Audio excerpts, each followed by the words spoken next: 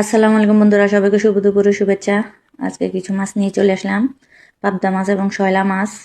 কিভাবে রান্না করি চলেন দেখে নিই। শয়লা মাছগুলো প্রথমে তেলে ছেড়ে দিলাম, লাল লাল করে ভেজে উঠিয়ে নিব কড়া করে। তারপর কিছু পেঁয়াজ দিয়ে দিলাম, লাল লাল করে ভেজে নিব। সাথে মশলা, গুঁড়ো মশলা অ্যাড করে দিব।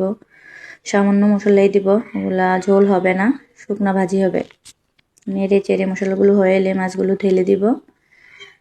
মশলার সাথে মাছগুলো মিশিয়ে নেড়ে চেড়ে কিছু কাঁচামরিচ দিয়ে উঠিয়ে নেব। এই যে আমার শয়লা ফ্রাই হয়ে গেল।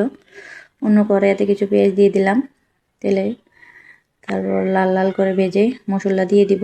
ওগুলো দেখাই নেই। মশলা দিয়ে মশলা কষিয়ে কিছু টমেটো এবং কাঁচামরিচ দিয়ে দিলাম। ঝোল দিয়ে পাবদা মাছগুলো ঢেলে দিব। ঝোলের সাথে মাছগুলো মিশিয়ে নেড়ে চেড়ে একটু হয়ে এলে ধনেপাতা দিয়ে উঠিয়ে নেব। এই যে আমার রান্না কমপ্লিট। এখানে টমেটো দিয়ে পাবদা মাছের ঝোল, আর এখানে শয়লা মাছ ফ্রাই, আর সাথে ডাল। কেমন হয়েছে কমেন্টে